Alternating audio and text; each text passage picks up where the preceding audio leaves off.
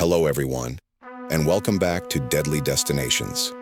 Tonight, we explore a harrowing case that began with celebration and ended in darkness, both literal and metaphorical.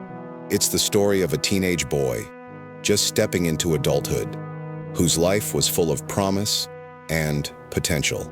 But one night, in the turquoise waters of the Bahamas, that promise vanished, swallowed by the sea. Oh my God. Oh, bye-bye. Oh, that's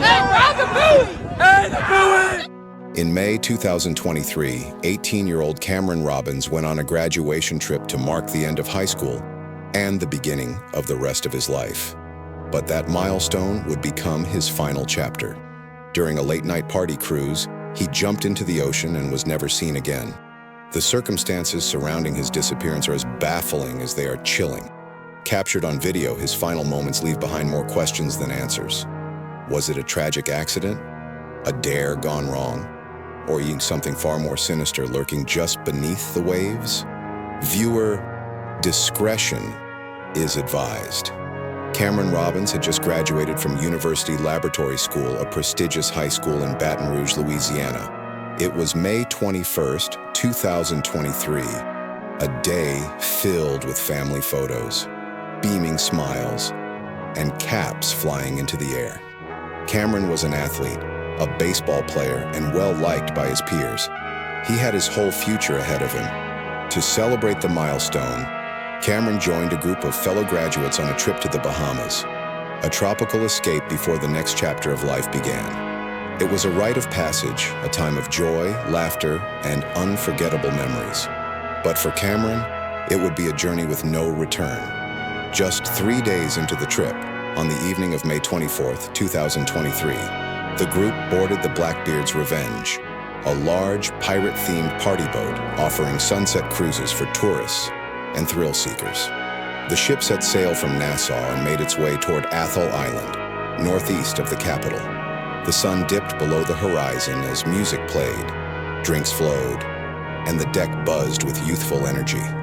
By 9:30 p.m., the sky was black, the water even darker, and the party was in full swing. Then, in a moment that would define the rest of the night and perhaps Cameron's fate, he jumped overboard into the ocean. According to multiple reports, Cameron either jumped on a dare or did so impulsively, fueled by adrenaline and possibly alcohol. He was not wearing a life vest.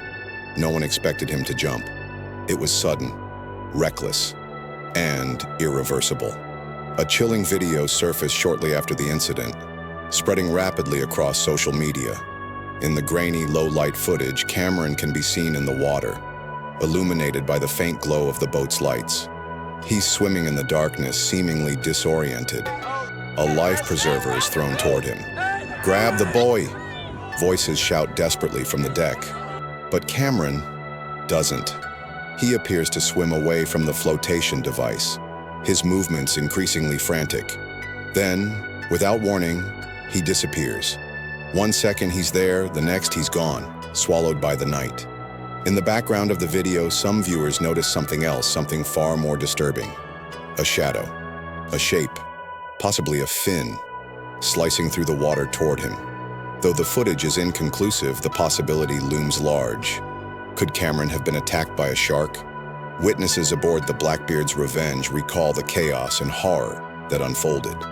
One passenger recounted the chilling moment. "This kid jumped off. Oh my God. Oh, shut up. Oh, bye. The panic was palpable as the realization set in that Cameron was in grave danger. Another guest who asked not to be named said the mood turned instantly. Everyone was laughing and dancing. Then, all of a sudden, people were screaming. I looked over and saw a splash. Then I heard someone yell his name. That's when it got real. A parent of one of Cameron's friends later said that several students tried to prevent him from jumping.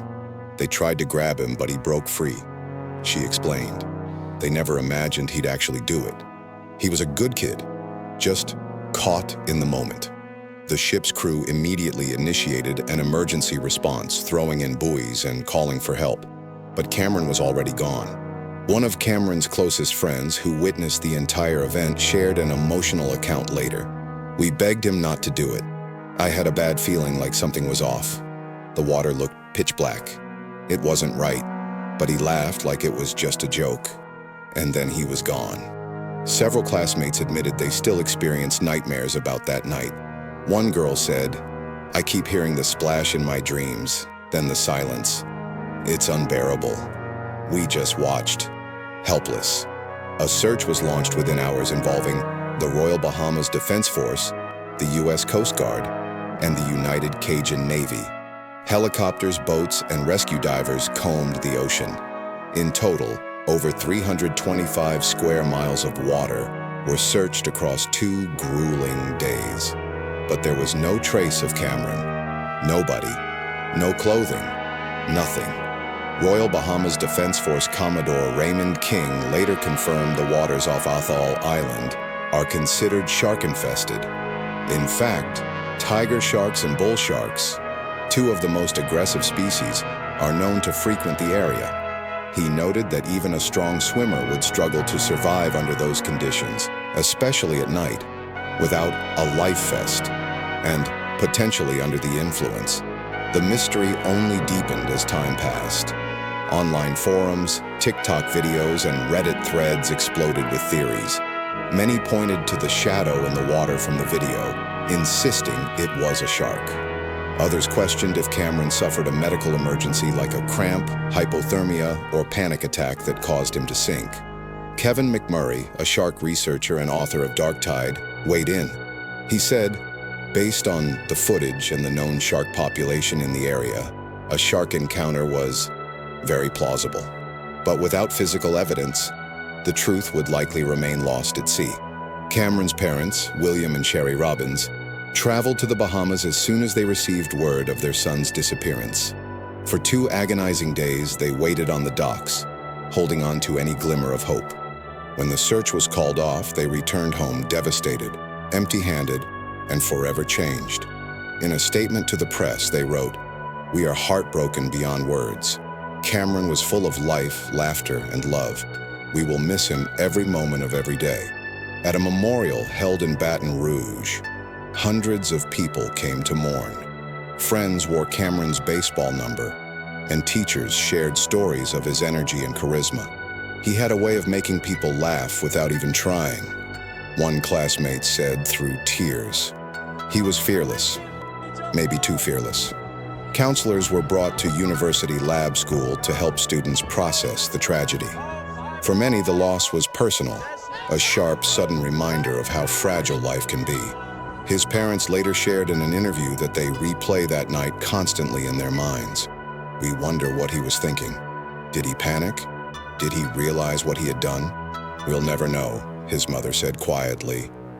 "But we pray he wasn't alone for long." His older sister, Caroline, posted an emotional tribute on social media.